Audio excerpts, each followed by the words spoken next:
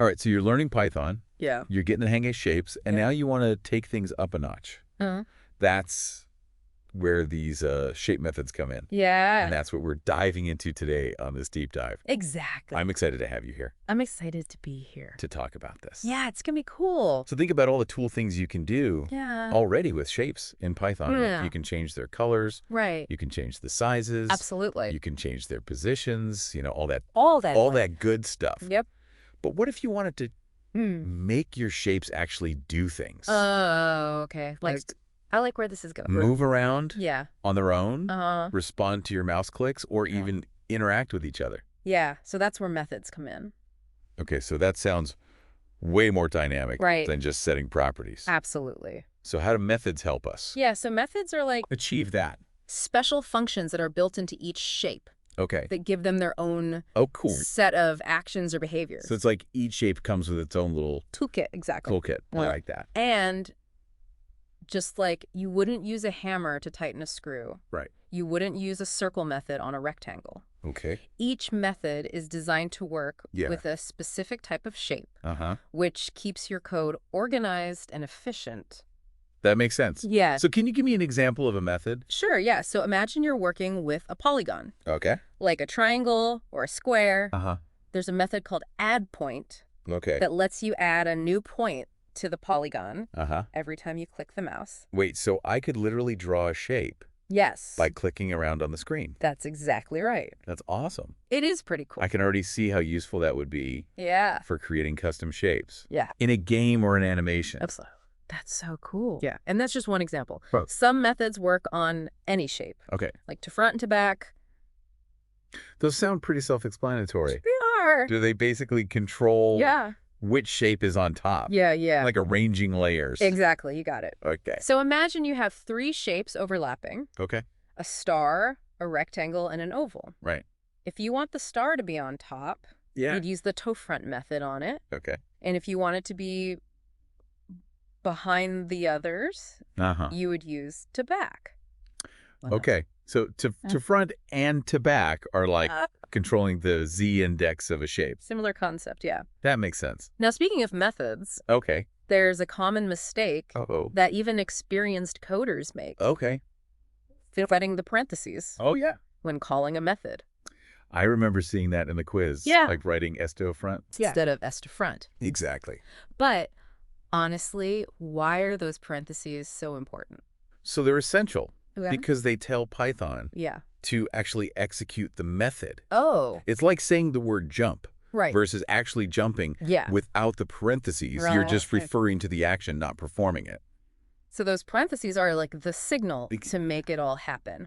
Yeah. Noted. Good. Now, I noticed that the source material also mentions something about app.stop. Right. Does that mean that the entire program has its own methods too?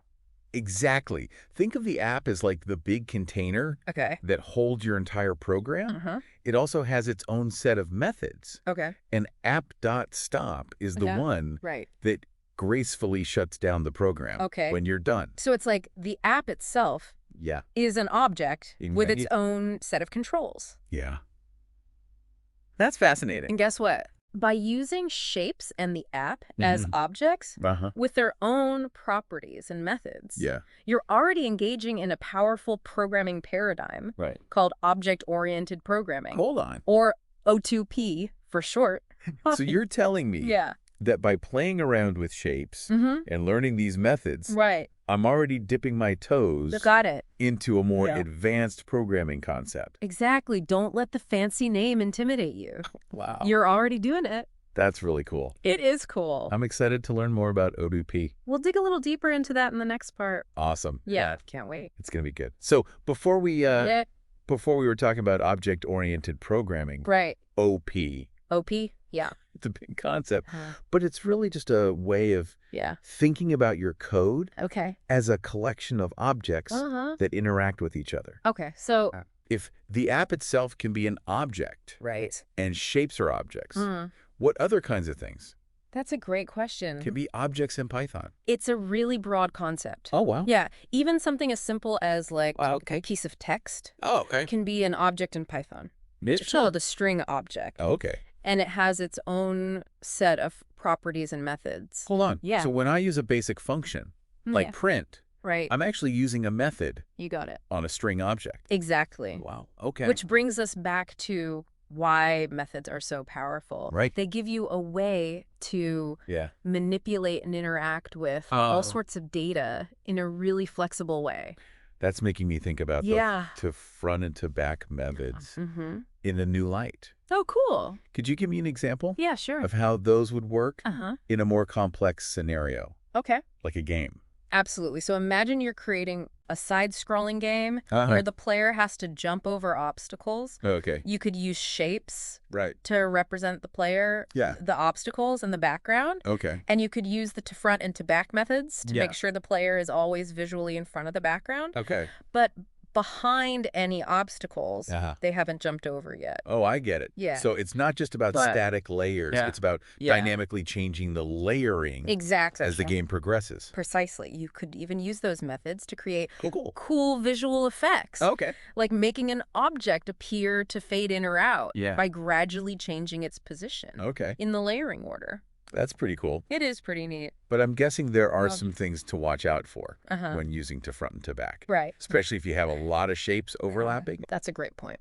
Okay. One thing to keep in mind is the order in which you create your shapes. Okay. So if you create a circle first, and then a square on top of it, even if you use to front on the circle later, it might stay behind the square. So the order you create things in matters. It does. Is there a way to change the order after the fact if you need to? There are other methods that can help with that. Oh, okay. Like move forward and move backward. Okay. These methods let you fine-tune the layering order without having to recreate the shapes. So it's like having more granular control over the stacking order. Exactly. That's good to know. Yeah. I'm starting to realize that even seemingly simple methods like these can open up a lot of creative possibilities when you combine them in different ways. And that's really at the heart of what makes programming so exciting. I agree. It's like having a set of building blocks that you can use to create anything you can imagine. That's a good way to put it. Yeah. This has definitely given me a lot to think about. Good.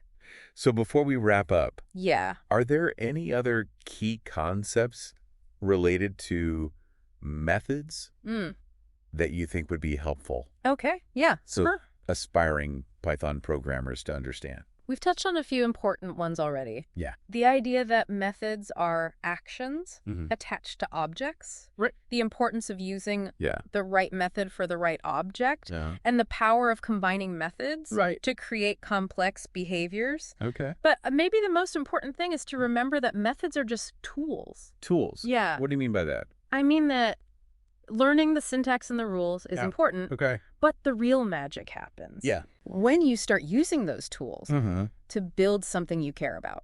That makes sense. Yeah. So it's not just about memorizing methods. It's about understanding how to apply them. Exactly. Creatively. And that's something we'll explore further in the final part of our depth dive. I can't wait. All right, so we're back and ready to wrap up our deep dive into Python shape methods. Exactly. We've covered a lot of ground from basic definitions to some pretty cool real-world applications. Absolutely. But before we sign off, I wanted to touch on something you mentioned earlier, the idea of methods as tools. Yes, that's a really important point. Okay. Learning the syntax and understanding the rules is crucial. Yeah. But the real power of programming lies in using those tools to build something meaningful. Think of it like learning to play a musical instrument. You could spend all day practicing scales and chords. But the real joy comes when you start composing your own music. I like that analogy. Yeah. So how do we go from just understanding the mechanics of methods to actually using them creatively? It starts with having a vision. Okay. A project that excites you. All right. Do you want to build a game? Create an animation? Okay. Design a website? Once you have that goal in mind, you can start thinking about how shape methods, along with all the other tools Python offers can help you bring that vision to life. So it's all about finding the right tools for the job. Right. And figuring out how to use them in a way that serves your creative purpose. Exactly. And don't be afraid to experiment. Okay. To try different approaches. Yeah. To break things and learn from your mistakes. Yeah. That's how you really grow as a programmer. That's encouraging to hear. Yeah. Sometimes it feels like there's so much to learn, so many rules and concepts to master. Right. But it's good to remember that it's okay to play around, to have fun. Absolutely. And to let your curiosity lead the way. Absolutely. And who knows? Yeah. Maybe in the process of exploring and experimenting, you'll even discover new ways to use these tools. Okay. New techniques that nobody has thought of before. That's what makes programming so exciting. Right. It's like a constant journey of discovery, always pushing the boundaries of what's possible. It really is. So to all our listeners out there who are just starting their Python adventures, embrace the challenge, have fun with it. Absolutely. And don't be afraid to get your hands dirty. Yeah. The more you experiment, the more you'll learn. Okay. And the more amazing things you'll be able to create. Well said. And on that note, it's time for us to sign off. All right. Thanks for joining us on this deep dive into Python shape methods. It's been fun. Until next time. Keep coding and keep creating.